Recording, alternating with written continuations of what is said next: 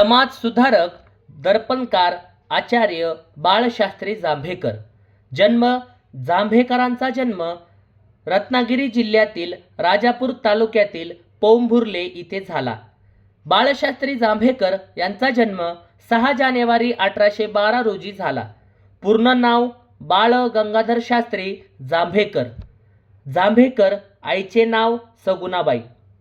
बाळशास्त्री जांभेकर आत्मसात भाषा संस्कृत, इंग्रजी, गुजराती, बंगाली, फारसी, मराठी, लॅटिन, फ्रेंच, हिंदी, कन्नड, तेलुगू. बाळशास्त्री जांभेकर हे बॉम्बे नेटिव्ह एज्युकेशन सोसायटीमध्ये डेप्युटी सेक्रेटरी म्हणून 1830 मध्ये नियुक्ती झाली 300 रुपये पगारावर. बाळशास्त्री जांभेकर हे 1832 मध्ये सरकारच्या वतीने अक्कलकोटच्या युवराजचे शिक्षक झाले. बाळशास्त्री जांभेकर हे एज्युकेशन इन्स्पेक्टर म्हणून मुंबई इलाख्यातील प्राथमिक शाळांचे निरीक्षण करण्यासाठी बाळशास्त्री जांभेकर यांची नियुक्ती झाली. बाळशास्त्री जांभेकर यांच्या प्रेरणेनेच प्रभाकर व उपदेश चंद्रिका ही नियतकालिके निघाली. बाळशास्त्री जांभेकर यांचा पहिला ग्रंथ पुनर्विवाह प्रकरण. बाळशास्त्री जांभेकर दुसरा ग्रंथ बाल व्याकरण. बाळशास्त्री जांभेकर तिसरा ग्रंथ हिंदुस्थानाचा इतिहास. बाळशास्त्री जांभेकर चौथा ग्रंथ सार संग्रह. बाळशास्त्री जांभेकर पाचवा ग्रंथ हिंदुस्थानाचा प्राचीन इतिहास. बाळशास्त्री जांभेकर 6वा ग्रंथ इंग्लंडचा इतिहास. बाळशास्त्री जांभेकर 7वा ग्रंथ ज्योतिषशास्त्र. बाळशास्त्री जांभेकर 8वा ग्रंथ नीती कथा. बाळशास्त्री जांभेकर यांचा 9वा ग्रंथ ज्ञानेश्वरीचे पाठभेदासह संपादन. बाळशास्त्री जांभेकर 10वा ग्रंथ शून्यलब्धी.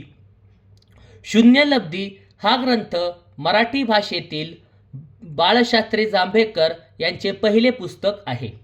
बाळशास्त्री जांभेकर वर्तमानपत्राविषयक कार्य. बाळशास्त्री जांभेकर यांचे पहिले वर्तमानपत्र दर्पण. बाळशास्त्री जांभेकरांना मराठी वृत्तपत्र सृष्टीचे जनक म्हणतात. मराठीतील पहिले वृत्तपत्र दर्पण शुक्रवार दिनांक 6 जानेवारी 1832 रोजी बाळशास्त्री जांभेकरांनी मुंबईत सुरू केले. त्यापूर्वी मुंबापूर वृत्तमानपत्र 1828 प्रकाशित झाल्याची नोंद आहे. दर्पण प्रारंभी पाक्षिक होते. दर्पण हे वर्तमानपत्र 4 मे 1832 ला साप्ताहिक झाले. दर्पण हे वर्तमानपत्र काळबादेवी रस्त्यावरील मेसेंजर प्रेस मध्ये छापले जाई. दर्पण हे वर्तमानपत्र दर शुक्रवारी प्रसिद्ध केले जात असते. दर्पण वर्तमानपत्राचा आकार 19x11.5 इंच होता. दर्पण हे वर्तमानपत्र 2 भाषेत इंग्रजी व मराठीमध्ये छापले जात असत. रघुनाथ हरिश्चंद्रजी आणि जनार्दन वासुदेवजी हे 2 गृहस्थ दर्पण या वर्तमानपत्राचे चालक होते. स्वतः जांभेकर इंग्रजी मजकुराचे मराठीत भाषांतर करत होते. दर्पण वर्तमानपत्रात एका बदनामीच्या खटल्यात जांभेकर यांना 800 रुपये दंड झाला. त्यामुळे दर्पण वर्तमानपत्र बंद पडले. बाळशास्त्री जांभेकर यांचे दुसरे वर्तमानपत्र दिग्दर्शन. दिग्दर्शन मासिक प्रसारित करण्याच्या मागे मूळ उद्देश भौतिकशास्त्राच्या ज्ञानाचा प्रसार करणे हा होता. पुन्हा एकदा दिग्दर्शन हे मासिक प्रसारित करण्याच्या मागे मूळ उद्देश भौतिकशास्त्राच्या ज्ञानाचा प्रसार करणे हा होता. बाळशास्त्री जांभेकर यांनी 1840 दिग्दर्शन हे मासिक भाऊ महाजन यांच्या मदतीने सुरू केले. दिग्दर्शन हे मासिक मराठीतील पहिले मासिक आहे. दिग्दर्शन या मासिकाद्वारे विज्ञानवादी दृष्टिकोनाचा प्रसार केला जात असे. बाळशास्त्री जांभेकर यांना 1840 साली जस्टिस ऑफ पीस ही पदवी दिग्दर्शनच्या प्रस्तावनेत लिहिलेल्या लेखामुळे मिळाली. बाळशास्त्री जांभेकर हे कुलाबा वेधशाळेचे ते संचालक होते. बाळशास्त्री जांभेकर हे जिओग्राफिकल सोसायटी इंग्लंडच्या मुंबई शाखेचे सदस्य होते. बाळशास्त्री जांभेकर यांनी मराठी भाषेतील विविध पाठ्यपुस्तकांची निर्मिती केली आहे. बाळशास्त्री जांभेकर यांनी विधवा विवाहाचा पुरस्कार केला. तसेच बालविवाह, सतीप्रथा यांचे विरोधक होते बाळशास्त्री जांभेकर. बाळशास्त्री जांभेकर यांनी प्राचीन भारतीय शिलालेख व ताम्रपट या विषयावरील विविध लेख एशियाटिक सोसायटीच्या नियतकालिकेत प्रसिद्ध झाले होते. म्हणजे बाळशास्त्री जांभेकर यांचे प्राचीन भारतीय शिलालेख व ताम्रपट या विषयावरील विविध लेख एशियाटिक सोसायटीच्या नियतकालिकात प्रसिद्ध झाले होते. बाळशास्त्री जांभेकर यांची 1834 मध्ये एल्फिन्स्टन कॉलेज इथे सहाय्यक प्राध्यापक म्हणून नियुक्ती झाली. तिथे बाळशास्त्री जांभेकर भौतिकशास्त्र, खगोलशास्त्र, गणित हे विषय शिकवत असत.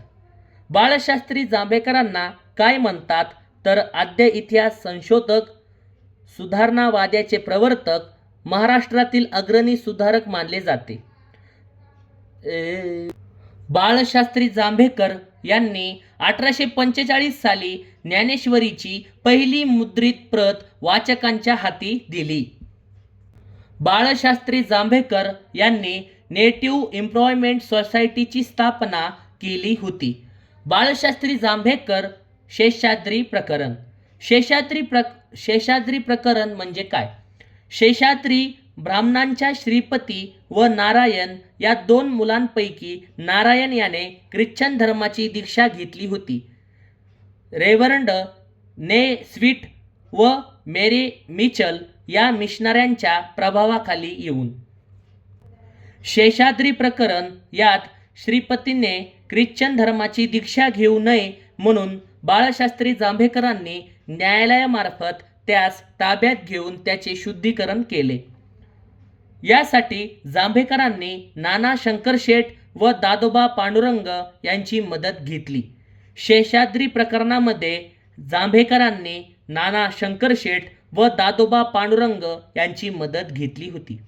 शेषाद्री प्रकरण या प्रकरणामुळे त्यास ब्राह्मणांच्या रोषाला सामोरे जावे लागले. शेषाद्री प्रकरण यात ख्रिश्चन धर्म स्वीकारण्यासाठी ख्रिश्चन धर्म स्वीकारणारी मराठी माणसे विष्णू भास्कर कर्मकर, बाबा पदमजी, रामकृष्ण मोडक, नारायण टिळक, पंडिता रमाबाई, गोविंदराव काणे. पुन्हा एकदा महत्त्वाचं आहे म्हणून, ख्रिश्चन धर्म स्वीकारणारी मराठी माणसे विष्णू भास्कर कर्मकर, बाबा पदमजी, रामकृष्ण मोडक. ख्रिश्चन धर्म स्वीकारणारी मराठी माणसे नारायण टिळक, पंडिता रमाबाई, गोविंदराव काणे. बाळशास्त्री जांभेकर यांचे ज्ञानप्रकाश वृत्तपत्र. ज्ञानप्रकाश हे वर्तमानपत्र मराठी भाषेतील पहिले दैनिक कृष्णाजी रानडे यांचे आहे. ज्ञानप्रकाश हे वर्तमानपत्र मराठी भाषेतील पहिले दैनिक कृष्णाजी रानडे यांचे आहे. शिक्षकांच्या अध्यापन वर्गाचे संचालक म्हणून कृष्णाजी रानडे यांनी कार्य केले आहे. कृष्णाजी रानडे ते इतिहास, भूगोल, व्याकरण, गणित, छंदशास्त्र, नीतिशास्त्र इत्यादी विषयांवर लेखन करीत असत. कृष्णाजी रानडे यांचा मृत्यू 17 मे 1846 बनेश्वर इथे झाला.